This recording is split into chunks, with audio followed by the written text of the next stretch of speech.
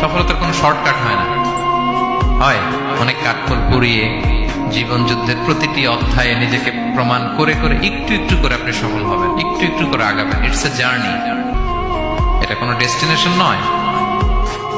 এবং সফল হওয়ার পথ পরিক্রমায় কোনো লিফট নেই, সিঁড়ি বেয়ে উপরে উঠতে হয়। কি বেয়ে?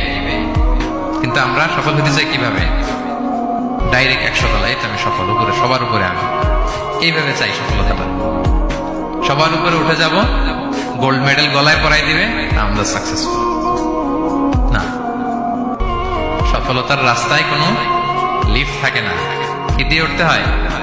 সিঁড়ি বেয়ে ঘাম জড়িয়ে উঠতে হয়। দেখেন, শুধু আলোর মুখ দেখার জন্য মায়ের পেটে আমাদের কত সময় লাগছে বলেন তো?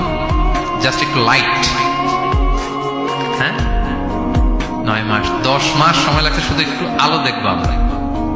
একটু আলোর মুখ দেখার জন্য আমার লাগছে 9 মাস।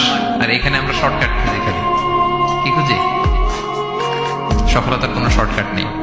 অল্প এফোর্টে যারা সফল হতে চায় এরা কোনোদিন সফল হয় না।